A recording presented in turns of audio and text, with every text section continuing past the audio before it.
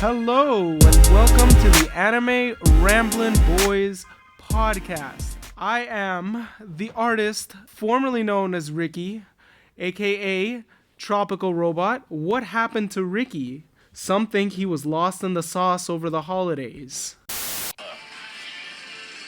Juice is temporary. Sauce is forever. And these are my co-hosts.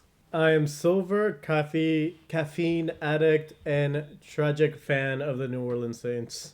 No one's sad for you. Anyway, I'm Bass, and I swear to God that the New Year went by like nothing ever happened. Like, we were just hanging out, just at a place. I thought there was gonna be pomp and circumstance. Next thing you know, someone's just like 5, 4, and I looked at my watch and I'm like, oh my God, it's happening.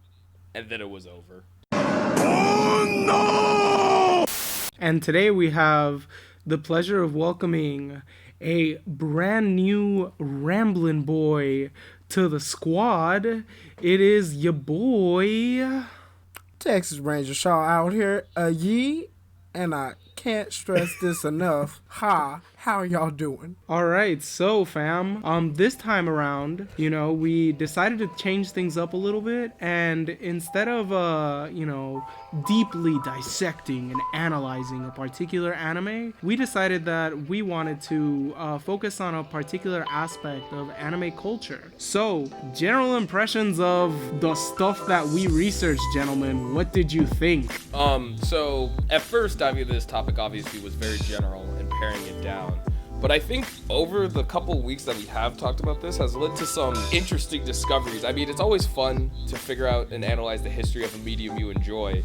But I think like what eventually we all have to say is we sort of had these general feelings about like what draws us to anime, how the anime fandom was formed, and like the historical implications of anime versus Western animation and so on and so forth. But now that we've like kind of like done a sort of like concrete full body analysis, things are like slightly coming together. So I just think like it was fun, like reading all about this stuff and seeing your guys' thoughts was enjoyable. So that was the main thing on the first part. Yeah, and I sort of went down this long analytical rabbit hole. I posed myself a couple of questions. I think the main one, this is obviously mostly based on like my experiences of growing up as an anime fan. I really wondered like how is it the case that, especially now as an anime fan, I think I sort of see this reflected, right? But in like the kinds of communities that I float in, so like the different discords that I participate in, for example. And I really asked myself like, how is it the case that like the emo/punk kids, and I know those are different things, but I'm kind of grouping them together, for analytical purposes,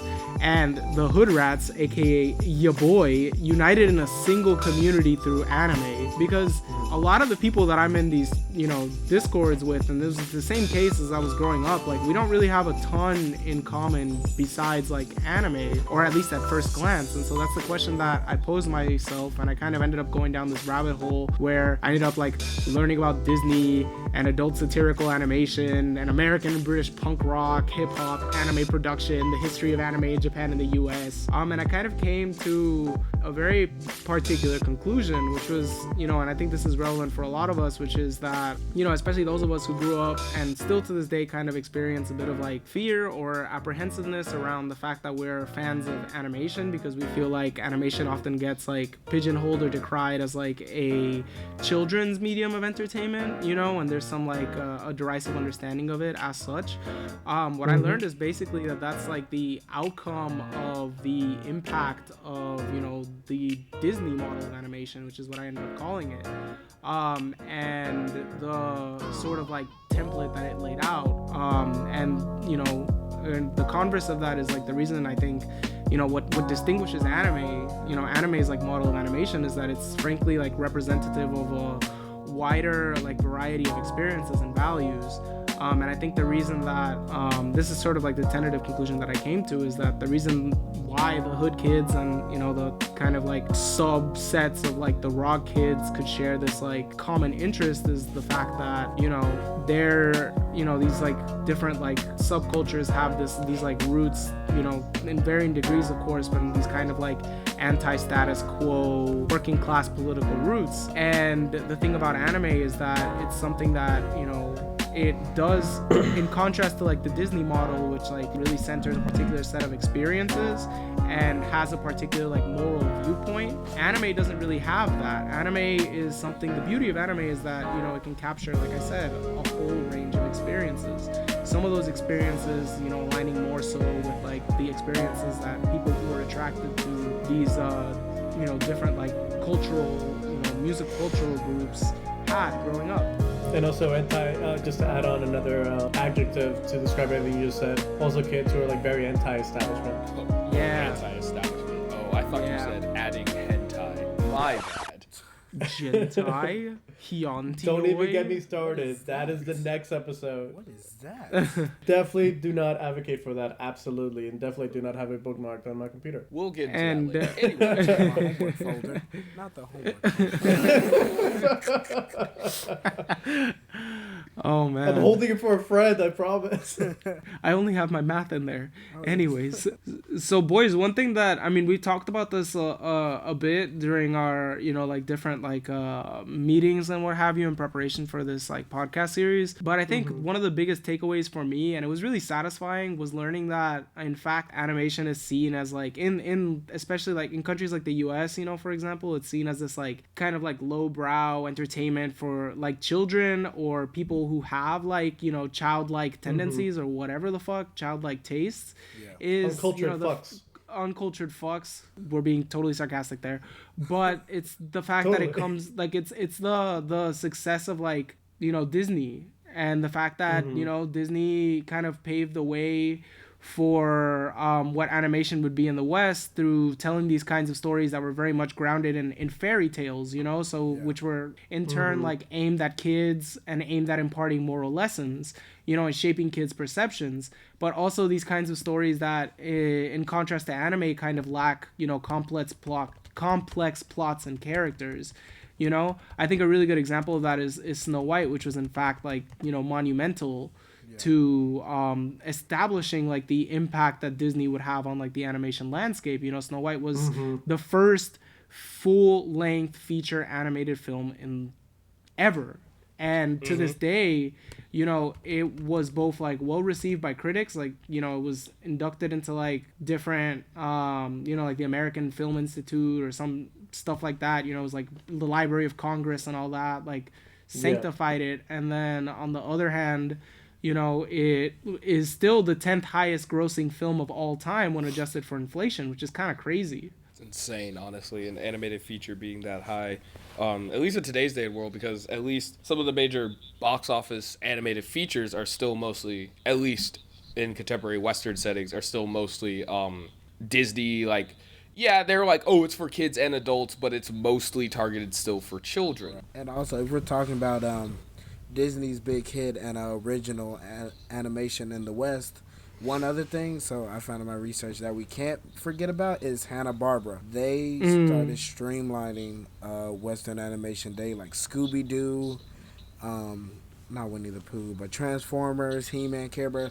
All these bad boys started coming out all because of Disney, and then that inspired Hanna-Barbera to make these as well. Yeah, and I think it's also important to note, because I remember this because I reread the sort of article that formed the basis for this realization, which is like a you know, wonderful, like, it's like a, I don't know, it's some kind of thesis, and it's like called Animation or Cartoons, An American Dilemma by Andrew Meyer. One thing that it stresses is the importance of the Hays Code. Interesting. Yeah. In like the 1930s, due to calls for censorship by the U.S. public, which were in turn caused by like a kind of moral panic about like the content of Hollywood films and celebrity scandals. There was this, like, the Hollywood decided to institute the Hays Code, which was a code, basically like a censorship code that forced, like, you know, filmmakers to produce family-friendly content. You know, it was kind of crazy the things that, like, the rules and restrictions they had to abide by. Like, they couldn't produce like anti-religious, couldn't depict crime, they had to uphold law and order.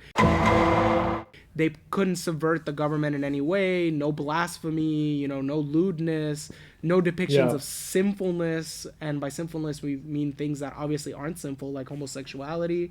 It had to like uphold like nationalist values, the sanctity of marriage, correct standards of life, which really means fuck poor people, and then no drug use. You know, so yeah, so it's kind of crazy the amount of things that like the ways in which like Hollywood films were limited. And so it's important to kind of understand too that, you know, Disney was making conscious decisions, and part of it is tied to like his background as like a person.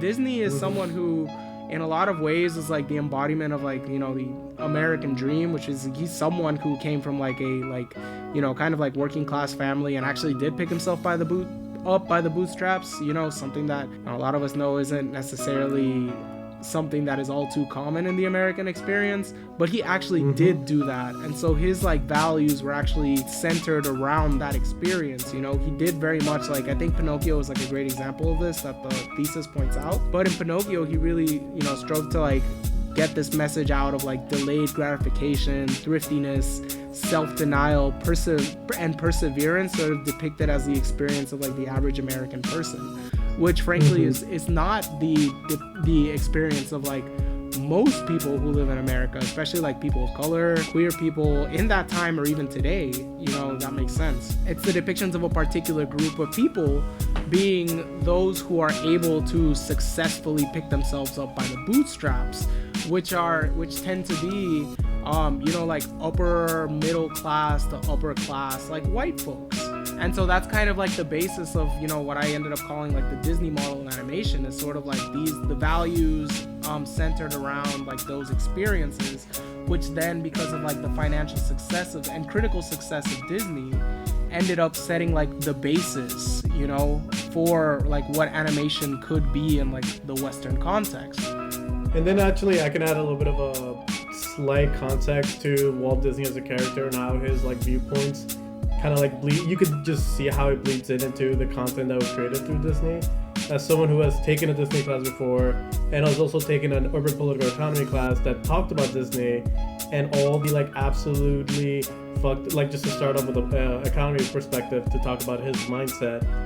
There was a point in time that like he was fighting the state of Florida and winning against regulations to the point that he once at one point in time had more gunpowder and explosives than the entire state of Florida combined. State law lands didn't apply to him. He was just very absolutely a ruthless capitalist. And also like to keep in context of the time that was happening, the war effort, I guess if you want to like go on a limb and say the most important social group for the war effort were the middle class, supplying that labor. That bleeds into a lot of the content that he created, and that's why moving forward around the war effort and post-war effort, almost all of his content is centered towards pushing forward middle class Christian conservative values. The conservative part is kind of a stretch, but definitely upper middle class, because that's what he viewed as important. I mean, look at his audience. I mean, the main consumer base that he had to targeted were these exact same people. And so therefore, it just became simple for him to just be like, well, the dominant culture is this. I am part of this dominant culture as well. Then I should just target my films to continuously reflect and show these in the same vein so that I can, you know, make money. Yeah, the thing is, he may or may not have been making conscious decisions about that. It could have been, you know, him sitting back and saying, I want to make films that, you know, depict like my particular set of values in contrast to other sets of values. Or it could have been him just kind of making art based, you know, and not really thinking about it, but his values bleeding into the art, you know? And the fact that like there were these external imperatives that were justifying, you know, and validating like the art that he was making, you know, monetarily and critically, you know. But critically, it's important to point out that they were doing so from the very early days of like Snow White in a way that still viewed animation through this like lens of like it being something for children. We only really start to see a change in Western animation, you know, in the Disney model of animation in the 80s, you know, with like the rise of shows like The Simpsons, you know. And I think Base brought this up last time we met up, and just sort of talking about like how The Simpsons started as like a satire of like, you know, these like average like Western you know, middle class and upper middle class like sitcoms like Full House. Oh, don't get me started on Full House.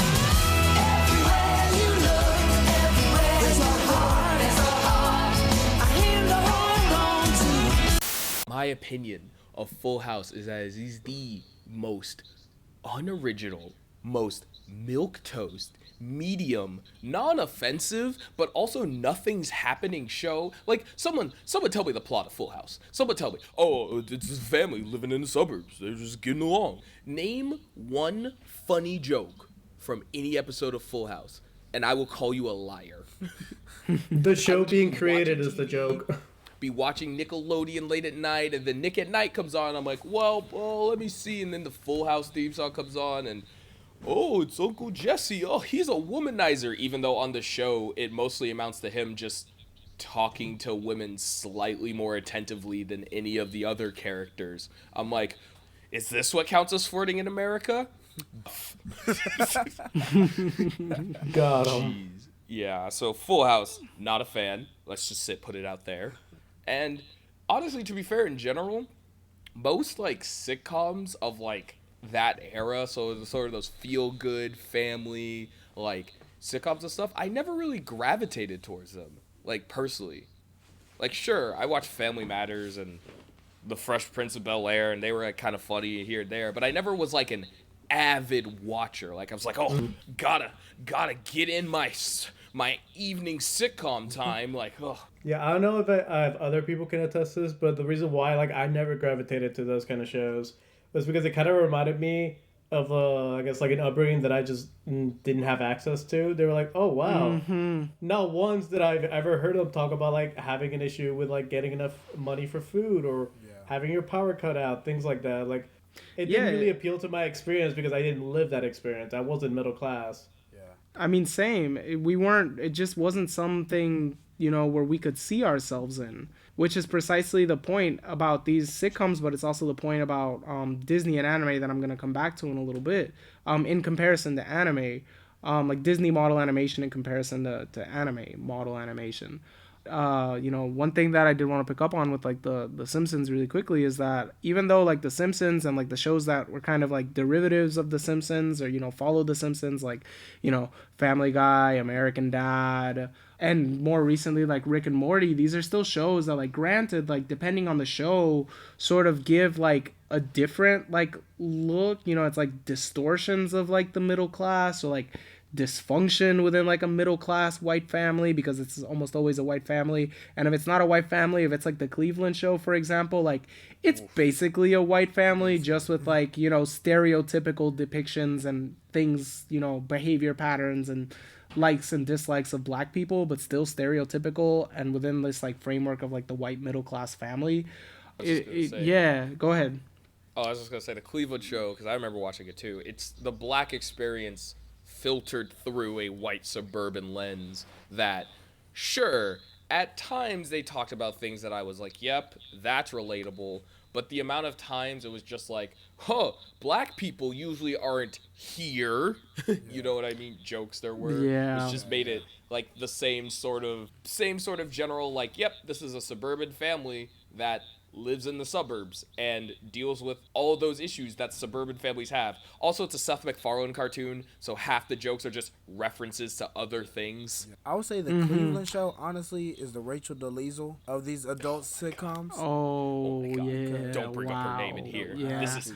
I have to, because if we're really, they literally just painted Peter black and made him worse. Like, there were times where I would be like, maybe I'll go with Peter instead of Cleveland. Because I actually don't like Cleveland most of the time. That's facts. No, and the other thing with like these shows, again, I don't know to what degree it's intentional versus it's not, but like the depictions of like, even though I think it's like easier for people from a working class background to sort of see ourselves in family and like that, like, Peter's behaviors and whatnot or whatever, the kind of humor that's in those shows, it's still like this, like, it feels like it's like the experience of like working class people filtered through the lens of how upper middle class, the upper class people see us. It still feels like it's this like stereotypical and like derisive understanding and depiction of like what it means to come from a working class background, when it's like, these kind of like working class, like these dysfunctional behaviors like come about. And so, the point being that these larger overall point being that these shows, even these like adult satirical comedic shows, still fall squarely within, what the Disney model of animation like centered, which was like, animation in the West has to ultimately refer back to this experience and like the values and the worldview of, like the white upper middle class experience. In contrast to that, I think, what distinguishes anime is just the fact that it's a medium that can and often does depict any and, in my opinion, any and all possible experiences and values.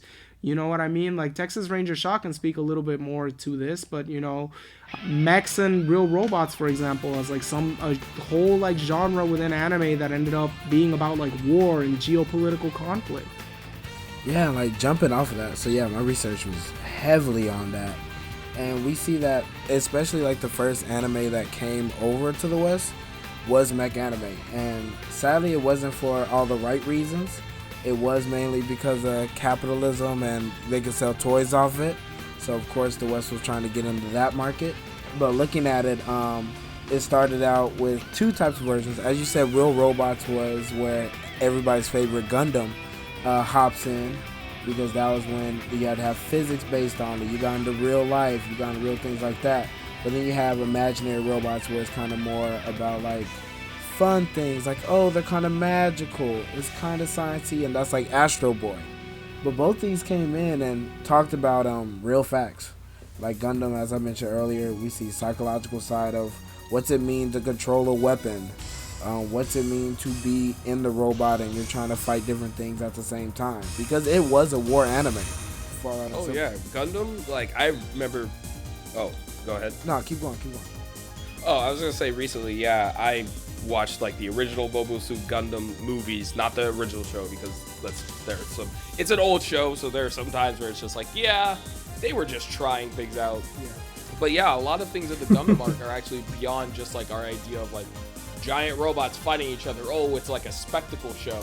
It's not actually about that. A lot of Gundam stuff is actually like cut deeper than the idea of just piloting this mechanized like war machine robot. I mean, you could even say Gundam is like pretty much the quintessential like war anime in general, because you don't just get the point of view of like, these are our heroes, these are the bad people, fight. No, it's a lot of like, they look at the entire conflict from a civilian perspective, from like a both combatants perspective. Like even some of the prequels are about how like the political side of like how these things got built up, how at some points you're fighting a war and it's like, it's obvious that you should stop, but you literally just can't due to like you're in too deep at this point, and no one's gonna like stop. And it was actually pretty like shocking to see this from this anime that like, at first was in some way, I remember seeing it marketed as just like, you like robots, right? You're a young boy. Don't you want to see robots fight each other? Hope the duh. And it's funny that you say that, because what I found out that Gundam was not hot with some of the Japanese kids over there and kids over here. Not until they started making. Have you ever seen those Gundam toy sets? Like it's like build a diagram of the Gundam and all that type of stuff. That led to like adult toys for anime. Not those adult toys, but adult action figure toys. Oh god. And the different podcasts. Oh god. Yes, another podcast. The Giantioi. Yeah. Any adult toys, but I think there's plenty examples abound in anime, of this like ability to like depict various experiences. There's like shoujo anime and magical girl anime. Like Sailor Moon, with the fact that like Sailor Moon was a pioneer, man. Sailor Moon was like showing queer characters, but not in America. And, not in America, not in America. And there's the impact. There's the impact of the Disney model. You know what I mean? They're cousins. Yeah. And the other girl who wears short hair is actually just a dude. Exactly, but it was, depicting these, things that were, I mean, if you even look at the Hays Code, it was called like sinful or immoral to even consider queerness, which is kind of crazy. The code that like, Disney had to respond to when he was creating those first movies. And then you have stuff like Akira, which, is kind of like seen as like being like one of the like hallmark animes or anime films that like, you know, helped to popularize anime in the West. And like Akira was nothing if not highly critical of like the nuclear era, you know, of like government experimentation, and you know, systemically induced poverty and crime. And it has these like humanized depictions of people who live in these conditions, you know what I mean? Or like shonen, and I think this like kind of connects to like, you know, why I like shonen as like a dude of color who came from a working class family. But just like the fact that like, you know, on the one hand, like, you know, it had these like depictions of like the struggles of like overcoming like immense like obstacles through like hard work and determination. And, you know, granted, you can say that like, you know, that's not all that different than like, you know, the like American dream. And like, granted, of course, like, yeah, like that is what the American dream is. And so many of us grow up kind of like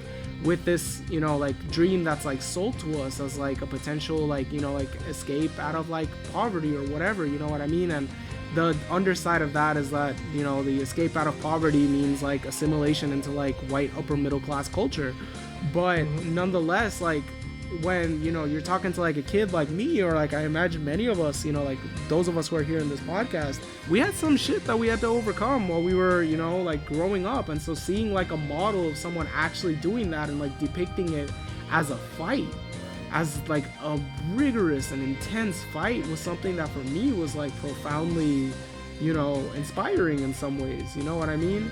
And so I think there's all kinds of things that we can talk about, you know, as far as like, you know, and some of this is like as I've said, part of like what makes anime what it is that it has this capacity to depict like anti-status quo values, you know, which in the context of the US mean that they're like anti-white upper middle class values. I'm really rich. That's nasty. Do you want to like expose on that sort of like how anime sort of like got to, because I know we talked about it earlier, like off the podcast, about how the growth of anime and the way they make their models wasn't exactly to follow, like how the Disney model was like, oh, I'm going to like reinforce the values of the dominant culture, while anime itself was a bit different. Do you want to go into that? I think my boy Texas Ranger Shaw might be best equipped to talk about it in relation to like the mechs and all that stuff, you know, as far, you know, like the growth of popularization of mechs as like some mech anime as like, you know, something that could explore these like deeper topics in like the early days of anime. Because I remember you brought that up when we were speaking to each other, Ranger. Yes. Going from that, so if you look at it, as we mentioned before, once mechs got into the real robot stage is when they started seeing anime for adults and actually going into that side of things. So we see things like, as you mentioned, Gundam, but also another big mech anime called Macross. I don't know if y'all have heard of that one, but it's one of the first female-led animes besides like Sailor Moon and all that. Big characters, strong emotions, and even though it was a mech anime, the last thing you watched it for was for fighting. Like, they had dedicated scenes to dialogue and conversations to build these characters. And this was around 1982, so getting into the 80s of anime. This is also when Hanna-Barbera and them, in relation to Western anime, started trying to come out. Now, anime started getting... Western animation. Let me say that, my bad. It started getting more successful anime, and I mean anime, because Western animation, after like Snow White and all that, was expensive to make. It caused a lot of success, but having like daily animation and things like that was very expensive. So Hanna-Barbera came out, of course, with Scooby-Doo, but then every other show they came out with, because they thought kids wouldn't notice, was just Scooby-Doo with new paint. I don't know if you've seen the show with like that big giant shark and they're in a band. Same formula. The Archie show and all these other things, they started going downhill. So this is when the golden era of anime, as they say, it started showing up.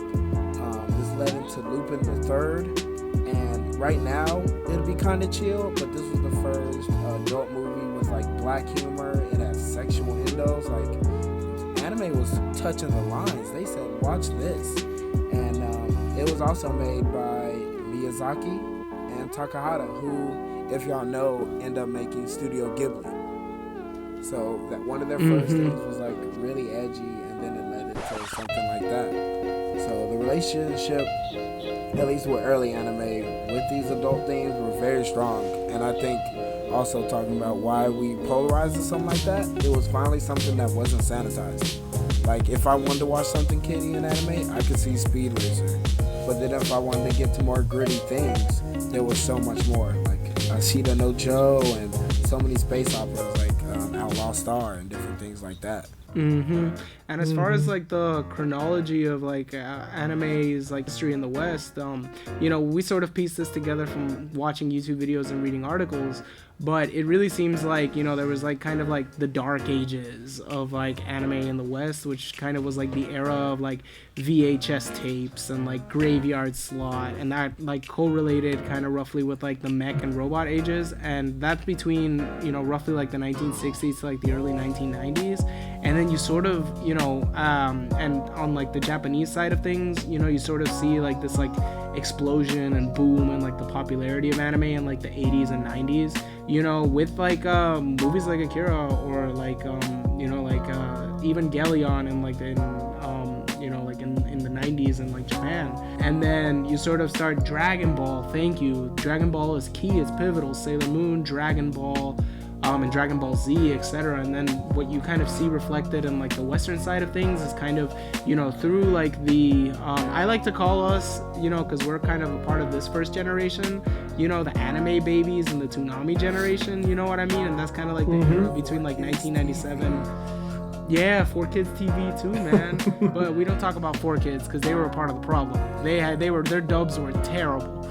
But anyways, you know, hey, and man. it's very interesting with like the history of Toonami. Let me see if I can remember this off the top of my head. I recall that it was like these two guys at like Cartoon Network, and they sort of decided to like take a risk and see if like showing, you know, like what would happen if they showed like, you know, anime, you know, like more adult kind of like graphic content, you know, things that were very counter to the norm, which was like the Disney model of animation, through like Dragon Ball Z, and it ended up being like wildly successful.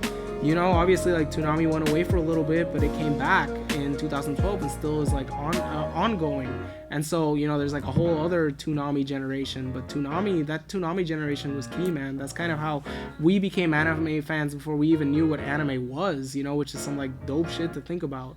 Then, you know, you got fan subbing AMVs, and I remember these days, this is when I was in middle school, you know what I'm saying? Like internet forums, YouTube episode uploads, you know what I mean? From like 2007 to 2013 roughly, because it kind of ended with Google, because all of a sudden, like, whereas before you had all these like decentralized, like, you know, YouTube was really decentralized. After YouTube became like centralized through Google, it became easy for like Japanese execs to be like, nah fam, you can't be uploading anime episodes, and thus began the tyranny of YouTube on AniTube. But it seemed like you Copyright strikes. Copyright strikes. It seemed like you wanted to say something there, Texas Ranger Shop. Oh no, Yeah, that was my shit. yeah, that's all I was about to say. I love some good Naruto AMVs, and it's funny, like either it was a rock AMV or a hip hop AMV, but I was still ready for both. Yeah. And then Linkin Park in the middle of it all. Linkin Park was really popular for AMVs back in the day. Like in the end, that song specifically. Sum 41, Linkin Park. I remember this stuff, man. This is how I think I got my first exposure to like, honestly, rock. This is how I got my first exposure to rock, and I couldn't give you like the genre of like what Sum 41 was. I think Sum 41 is like pop punk. I think it's pop punk.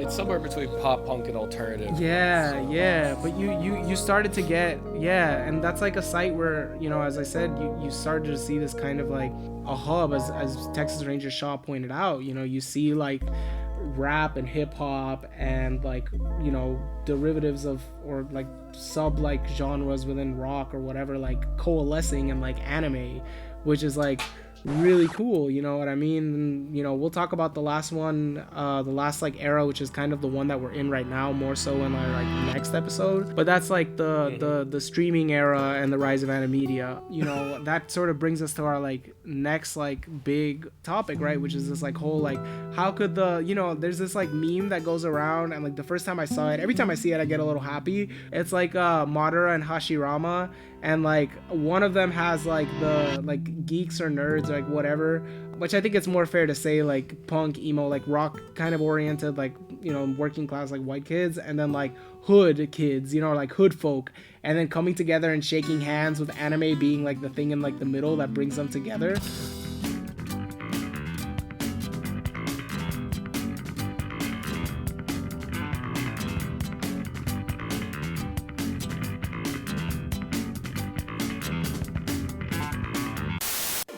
Hey fam, you've reached the end of the episode. Thank you for listening to part 1 of our 2-part series called Why You're an Anime Fan. It's probably deeper than you think. Hope you enjoyed this episode, and if you did, feel free to give our podcast a follow on whatever platform you're listening from. If you want to engage with the Ramblin' Boys online, feel free to follow us on Twitter at BoysAnime, where you can stay up to date with the latest developments of the podcast or just shoot us a message saying, hey, how you doing? Once again, thanks for listening to this episode, and we hope to see you around next week when our second episode, Why the Emo Kids and the Hood Rats Love Anime, drops.